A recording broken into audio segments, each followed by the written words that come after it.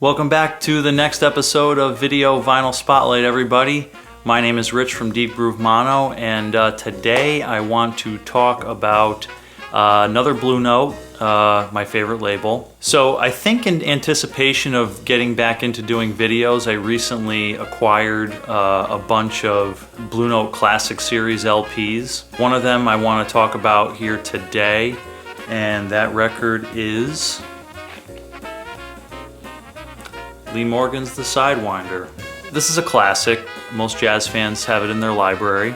My first experience with this would have been, listening to it on Spotify 10 years ago probably. But when I got serious about collecting vintage jazz records around 2012, this would have been one of the first original pressings that I would have gotten. I remember I got a really good deal on one. I got an original mono pressing at A1 Records in New York labels, ear, everything. Later I would replace that with an even cleaner copy since I've sold that. Why did I sell it?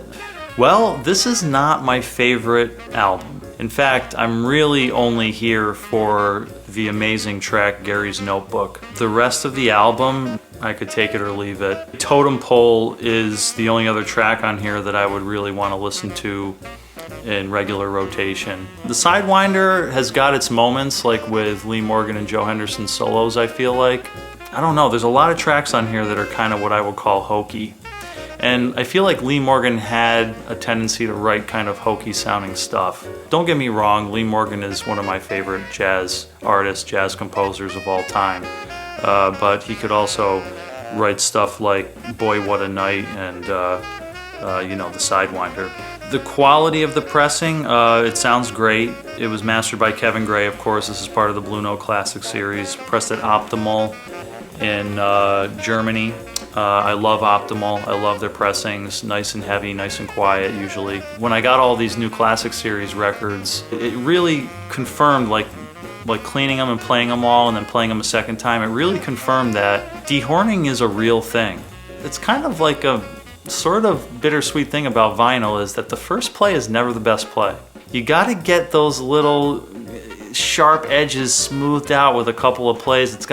The needle's gotta grace those grooves at least once or twice before it really starts quieting down and you really get a really, really nice quiet black background, I feel like. What I'll usually do is I'll just play it through and just see, just how bad it is, because, vinyl is what it is. If it's kind of noisy, I'll just, I got a turntable in my bedroom, I'll just put it on 45 and then I'll just play the record through on both sides without even listening to it. In my experience, when I go to listen to it again, the background's a lot quieter. So, Gary's Notebook is the only track that I really love on this album. It's got this really long, winding melody. What would usually be the B section in a standard AA, BA jazz song structure in this song is like this really cool, dissonant sounding harmonic section. It's just such a cool change for the composition at that moment. I love it.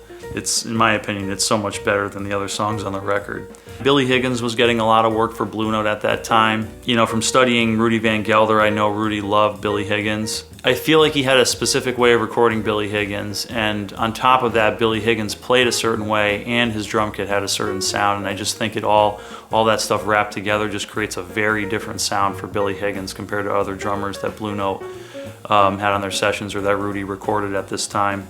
Mainly, Rudy seems to really kind of crunch Billy Higgins' drum sound. It sounds like more compressed than a lot of drummers he recorded, like Joe Chambers and Tony Williams at this time. Much gentler approach with them, I feel like. Also, I feel like Billy Higgins has this loud popping snare drum. Whenever you hear that on a record, and not only is it a very characteristic snare drum sound, he also just plays the snare a lot more. He brings in more of those syncopated snare hits than other drummers at the time, I feel like. He's not really playing a funk rhythm, but he's doing a lot more steady solid snare hits, I feel like, than a lot of other jazz drummers at that time. So it's really easy to know when it's Billy Higgins when I'm listening to a record, I feel like, at this time. It's honestly not my favorite drum style. You know, like I love drums, I'm really big into drums. I played the drums a little bit. So that kind of takes away from the record, honestly, for me too, a little bit. You know, for me, it's not a must-have, and that's why I sold my original pressing several years ago. This pressing sounds great. You know, I'm not crazy about the album art. It's kind of basic for Blue Note. The classic status of this record, I can't say I agree too much, but I figured, well, it's Kevin Gray. I do like Gary's Notebook, and it gets a thumbs up. It sounds great, and it's a great presentation of the music in stereo.